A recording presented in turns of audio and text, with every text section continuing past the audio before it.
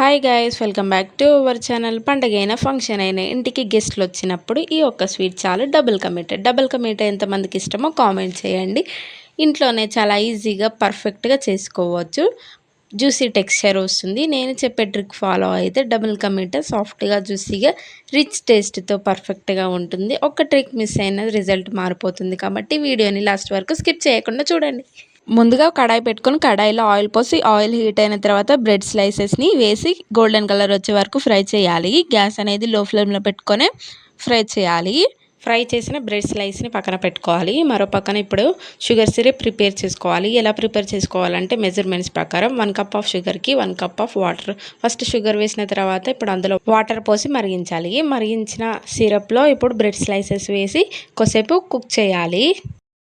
కొద్దిగా కలపాలి. మొత్తం సిరప్కి బ్రెడ్ స్లైసెస్ మొత్తం పట్టేలా కొద్దిసేపు కలుపుకోవాలి.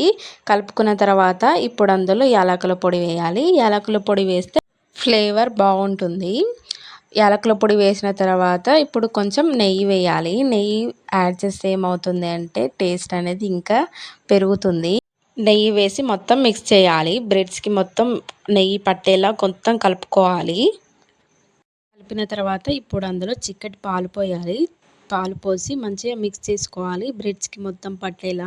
సీక్రెట్ టిప్స్ ఏంటి అంటే బ్రెడ్ని మీడియం ఫ్లేమ్ మీద ఆయిల్లో గోల్డెన్ బ్రౌన్ అయ్యే వరకు ఫ్రై చేయాలి. ఇలా చేస్తే బ్రెడ్ సిరప్లో వేసిన తర్వాత క్రిస్పీ టెక్స్చర్ పోకుండా ఉంటుంది. లోపల జ్యూసీగా బయట క్రంచీగా ఉంటుంది. మీరు కూడా ట్రై చేసి ఎలా ఉందో కామెంట్ కూడా చేయండి. నేను చెప్పే ఈ టిప్స్ పాటిస్తే మాత్రం డబుల్ కా మీఠా చాలా పర్ఫెక్ట్గా వస్తుంది. పాలు యాడ్ చేసిన తర్వాత కొద్దిసేపు కుక్ చేయాలి. గ్యాస్ అనేది లో ఫ్లేమ్లో పెట్టుకొని కుక్ చేయాలి. మాడిపోకుండా ఉండాలి కాబట్టి మనం హై ఫ్లేమ్లో పెడితే మాడిపోతుంది తొందర, మళ్ళీ సరిగ్గా ఉడకదు. కాబట్టి గ్యాస్ అనేది చిన్నగా పెట్టుకుంటేనే మంచిగా కుక్ అవుతుంది. అది కొద్దిసేపు కుక్ చేసిన తర్వాత ఇప్పుడు అందులో జీడిపప్పు కిస్మిస్లు వేయాలి. మేము ముందుగానే గీలో ఫ్రై చేసి పక్కన పెట్టుకున్నాం. అవి ఇప్పుడు ఇందులో వేస్తున్నాం. వేసి 5 మినిట్స్ కుక్ చేస్తే వేడివేడిగా డబుల్ కా మీఠా అనేది రెడీ అయిపోతుంది. చాలా స్వీట్గా టేస్టీగా ఉంటుంది. జ్యూసీగా ఉంటుంది. నోట్లో వేసుకుంటే కరిగిపోయేలా ఉంటుంది. డబుల్ కా మీఠా మీకు నచ్చినట్టయితే లైక్ చేయండి. ఇంకా ఇలాంటి ఈజీ రెసిపీల కోసం మన ఛానల్ని సబ్స్క్రైబ్ చేయండి. నన్ను సపోర్ట్ చేయండి. బాయ్ బాయ్, ఉంటా మరి.